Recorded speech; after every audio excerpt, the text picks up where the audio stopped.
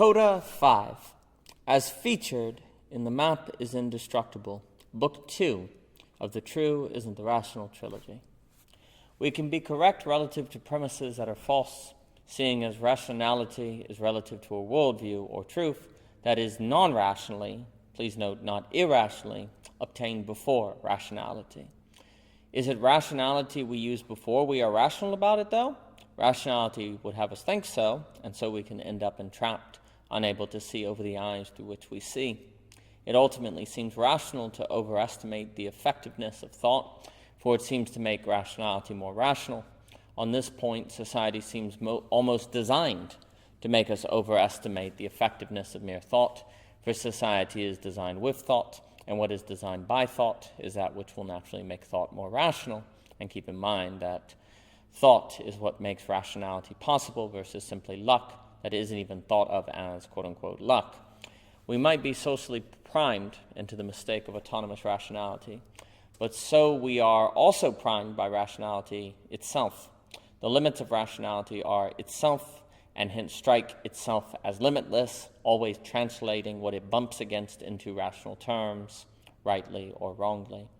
A mistake of the Enlightenment may have been conflating the true and the rational, and perhaps that is the mistake of the Enlightenment, the seeds for which are found in rationality itself. Section 1. The true is against which the rational is organized, and achieves definition as itself. Rationality is more a means than an end, and its end is actuality. But what constitutes actuality depends, all while, if anything, seems like it shouldn't be contingent or pluralistic, its truth. Perhaps history repeats because it is rational.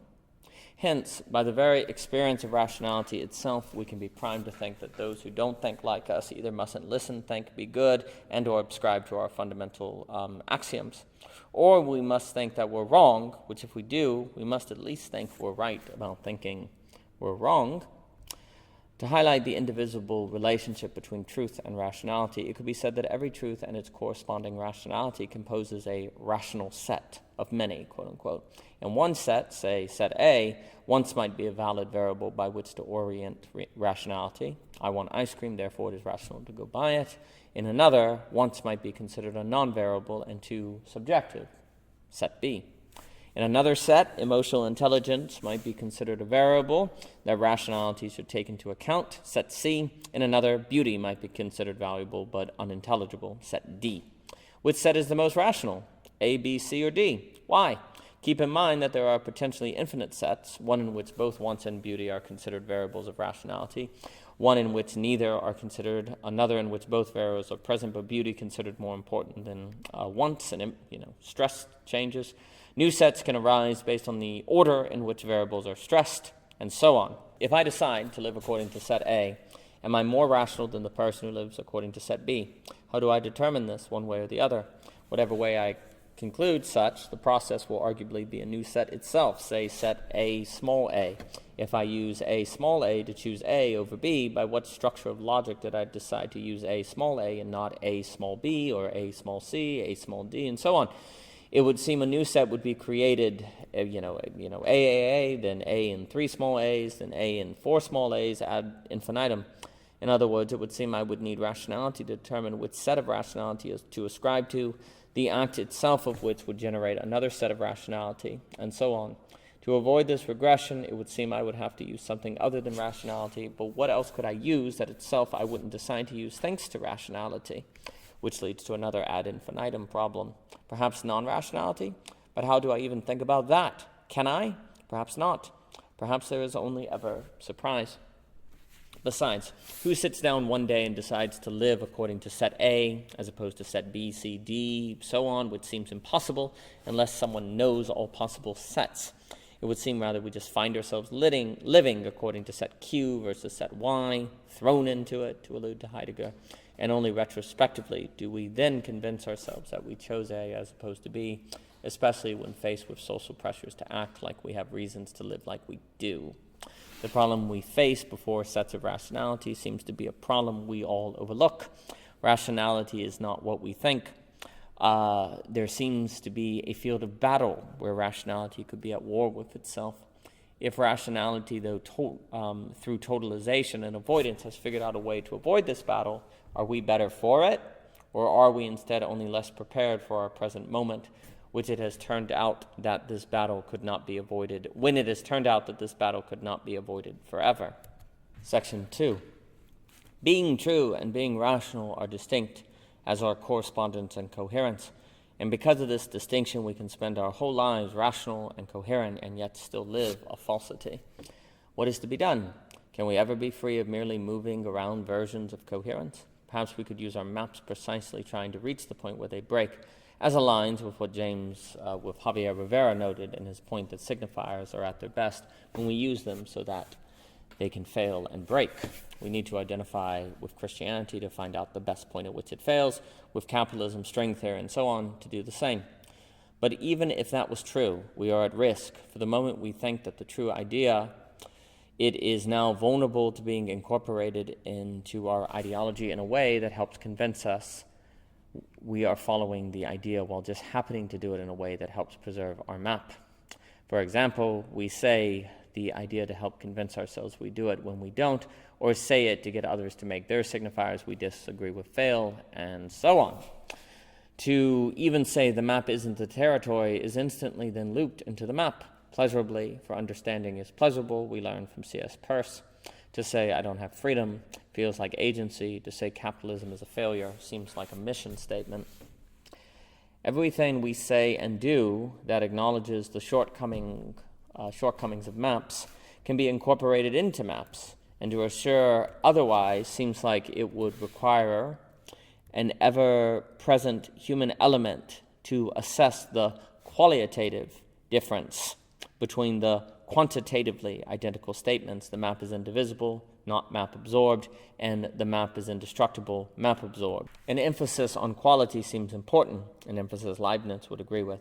But how do we determine quality without thinking about it and hence quilting into our coherence? Must we diligently remember the precise moment of encounter, surprise, and break in which the quality was originally felt, a clearing like Heidegger sought to get at being the background of our intelligibility itself?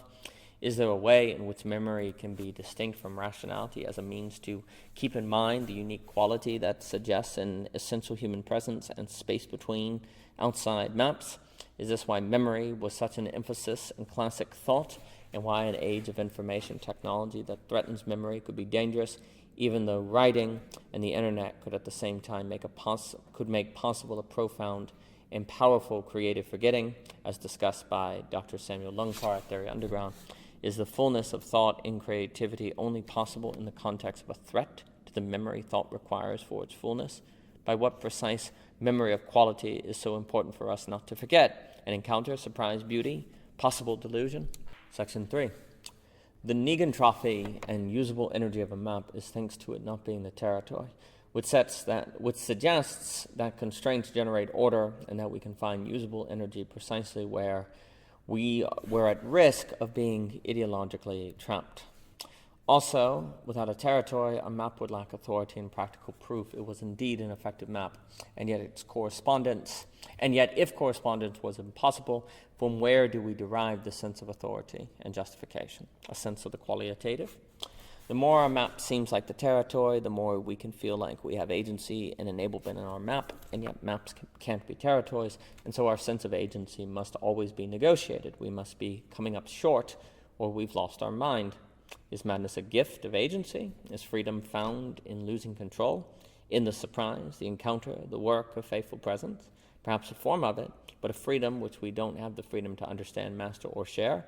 Is that freedom? Is madness freedom? How can we be free if the map isn't the territory and it not be in the spaces where the map breaks from the territory and risks madness? If the C word are completely wrong, as we'll discuss, perhaps that makes them a source of greater freedom, and hence why there can be incentive to enter them. And again, I will be saying C word because I've had trouble on YouTube talking about those dark plots that people believe in that starts with the letter C. You can also see the article on Substack to see what we're talking about.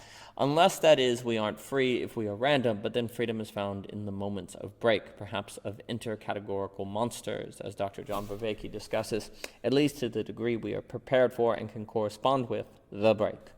Freedom is a matter of moments, and how we act in those moments changes the meaning of the time outside of those moments as either extensions and manifestations of our freedom or our lack of it. The opportunities in which we must determine the meaning of our lives are not evenly distributed, as Thomas Jockin has noted, but what might be more distributed are the implications of those opportunities. We are always free if in the moments of break we proved able to rise to freedom's occasion and can remember so acting. Section 4. A world where fools defend the truth and geniuses defend lies, it's possible, and realizing this is even possible can make thinking a mystery to us again, and a horror. Considering St. Augustine, nobody does anything that they knowingly think is irrational or false, as no one does what they think is bad to them. Everything humans do is that which they necessarily think is rational, true, and good for them to do. Good to see happen, quote unquote. If a person is trying to do something irrational, then it will be rational for that person to do the irrational. They won't actually be attempting irrationality. This all being so, it's possible that geniuses are led to error rationally, as fools could be led to truth rationally as well. What then is thought? What is it we do when we think? Position ourselves? For what? Does thinking help us pick a being true, or does it only complete and defend a being rational that might or might not be false? Does thinking help us be true, or only be rational, only defend ideology? Person experiences a being true not so much as a being true, but as the way things are, and this can contribute to ideology preservation. We don't readily experience what we think as what we think, but as what is. Also, those who believe rationality is bad must use logic to make this claim, though it is not wrong that rationality is incomplete, unable to ground itself. Every truth is a self-evident truth, evidently true to the selves to which the truths are evident, and truths inform reason but are not its product, but necessarily feel like such. A rationality that isn't constrained by a truth is the thought, and yet truths are not rationally grounded, only rationally understood. Rationality is made meaningful by things like faith, feelings, and other threats to rationality that make rationality possible. Also, we must think of what we disagree with as irrational, for we wouldn't think like we did if we thought it was rational, and yet other people, according to different premises, are in fact rational relative to their premises. Hence, the experience of other views hides us from the rationality of those views by how we necessarily experience them as irrational, according to ourselves. And an individual being true can emerge within a collective being true, and that being true can be situated in a national being true, and so on. And the larger being true will influence the formation of the individual being true, all oriented and justified by a being rational along the way, wheels within wheels within wheels.